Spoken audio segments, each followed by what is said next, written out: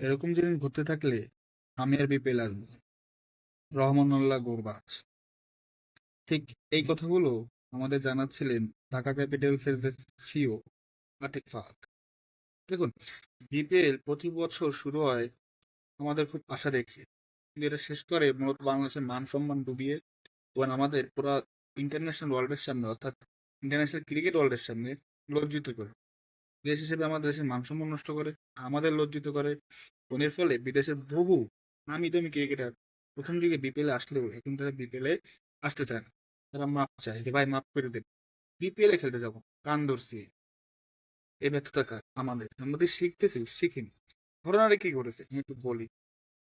দেখুন, ঢাকা ক্যাপিটালস এর বিভিন্ন ম্যাচে পারফরমেন্সের পর আমাদের বিসিবির যে এন্টি করাপশন ইউনিট রয়েছে, তাদের মনে হয়েছে যে তাদের সাথে ফিক্সিং ইনভলভ থাকতে হবে। এটা খারাপ কিছু না। আপনি দোষ বা আপনার যদি এরকম মনে হয়, আপনি সন্দেহ বা আপনি এটা যে ইনকোয়ারি সেটা করতেই পারেন। কিন্তু কিছু ওয়ে তো রয়েছে। এখানে ঘটেছে কি, এই রহমানুল্লাহ গুরবাজ তিনি IL-T20 শেষ করে বাংলাদেশে এসেছেন এবং ম্যাচ শেষ করে, অর্থাৎ বাংলাদেশে এসে তিনি ম্যাচ খেলে ওদিনকে ভোরবেলা তিনি নিয়েছেন আতিক ফাহাদের ভাষ্য মতে। তারপর হুট করে তার রুমে 2-3 জন লোক আসে বিসিবির এন্টি করাপশন ইউনিটের পরিচয়ে। এসে তারা রহমানুল্লাহ গুরবাজকে ঘুম থেকে ওঠায় এবং তারা তার ব্যক্তিগত ফোন বা মোবাইল ফোন সেটা চেক করে এবং তাকে অনেক প্রশ্ন প্রশ্ন করে ওই সময়।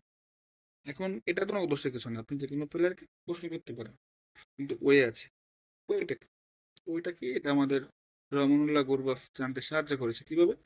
তারা চলে যাওয়ার পরেই রহমানুল্লাহ গুরবাজ আফগানিস্তান ক্রিকেট বোর্ডের যারা এন্টি করাপশন ইউনিটের দায়িত্বে রয়েছে তাদের ফোন দিয়েছে। তাদের কাছে জিজ্ঞাসা করেছেন যে এরকম ঘটলে ওয়েটা কি। তারা জানিয়েছে যে অবশ্যই প্রথমে আপনার এন্টি করাপশন ইউনিটের যারা লোক রয়েছে তাদের যে টিমের প্লেয়ারের উপর সন্দেহ, সেই টিমের মালিককে জানাতে হবে।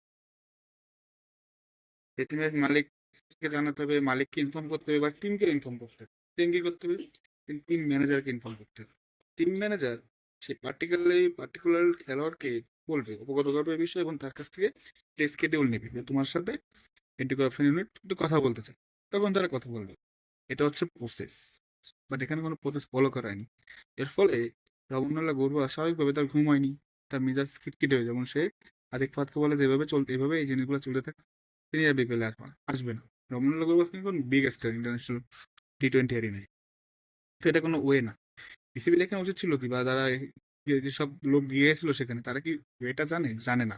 যে তাদের এই না জানার ফলে আমাদের কি এখানে বদনাম হলো নাকি সুনাম হলো? বদনামই হয়েছে। সো এই দোষ কাকে দিবে? এই দোষটা কাকে দিবে? এখানে আপনি প্রপার ওয়েতে যেতেন। প্রপার ওয়েতে তো আমরা যাইনি, আমরা ইচ্ছা মতো। ভাই, এখন কথা বললে তো অনেক কিছু বলতে হয়, তাহলে এটা বাংলাদেশের অনেক প্লেয়ারকে আপনারা কেন সন্দেহ করেন না? তারা সন্দেহের বাইরে। রমনাল্লাহ গুরবাজ আপনার বিপিএল এসে সন্দেহ করতেছে, ফিক্সিং করতেছে। ইন্টারেস্টিং। আপনি দা বিপিএল এ ফিক্সিং না, এটা নতুন কিছু না। বিদায় হয়, আমরা শুনি প্রতি বছরই শুনি। এটা নিয়ে বিসিবি বেশ এবার দেখলাম কঠোর অবস্থান গিয়েছে, এটাও ভালো। বাট আপনি কিছু ওয়ে তো ফলো করেন। আপনি ঢাকা ক্যাপিটালস এর যে টিমকে অবগত করতেন, টিম ম্যানেজারকে অবগত করতেন, দেন আপনি প্রপার ওয়েতে যেতেন। সেখানে তো গুরবাজ আপত্তি করতেছে না। আপনি যে এই ঘটনাটি ঘটালেন, এটা কোনো ওয়ে ছিল? সেটা তো ইন্টারন্যাশনাল তারকা, তো কোনো আপনার মাঠের তারকা না, আমাদের দেশের বা রাস্তার ক্রিকেটার না। তো তেমন যখন তখন তার রুমে ঢুকে যাবেন, তার ফোন চেক করবেন, সেগুলো দেখার কেউ নেই। আলটিমেটলি প্রতি বছর বিপিএল কিন্তু তার যে টিআরপি সেটা ডাউন করতে। একসময় আমরা আইপিএল এর সাথে বিপিএল এর তুলনা করতাম। একসময় ভাই, ভুল বুঝেন না। I am sorry for that. তারপর আসলো বিগ ব্যাশের সাথে, তারপর আসলো পিএসএল এর সাথে, এখন নেপাল প্রিমিয়ার লিগের সাথে তুলনা হয়। নেপাল থেকে নেপাল লিগ খেলে প্লেয়ার এখানে এসে বলে কি, নেপালের মতোই তো। আসলেই তাই। আমাদের ব্যবস্থাপনা এত খারাপ আর আপনাদের এত লজ্জাহীন যে কোনো কিছু শিক্ষা নেন না, ওরা নতুন নতুন কন্ট্রোভার্সি পয়দা করে। It's really shame on BCB. And যারা গিয়েছিল ওখানে 2-3 জন, তাদের তাদের শাস্তি হচ্ছে। তারা কেন এভাবে গেল? তাদের উদ্দেশ্যটা কি? বিপিএল বন্ধ করা? বিপিএল অফ করে দিন। কিন্তু ভাই, বাংলাদেশকে অপমান করে না ইন্টারন্যাশনাল ওয়ার্ল্ড, মানুষ না হাসে। ট্রল গ্রুপে না মুখ দেখানো যায় না, মিমস বানায়। প্লিজ মাফ করেন ভাই, কান ধরছে, আপনারা আমাদের মাফ করেন। বিপিএল যদি সুষ্ঠুভাবে চালাতে পারেন চালান, নাহলে আমাদের মাফ করুন, বিপিএল অফ করে দেন। এতে কিছু হবে না আমাদের। ধন্যবাদ। আপনাদের কি মনে হয় যে এই এই যে না, রমনুল্লাহ গুরবাদের সাথে আচরণটি ভুল। এটা কি ভালো হইতে করা যেত না? জানাবেন। ধন্যবাদ।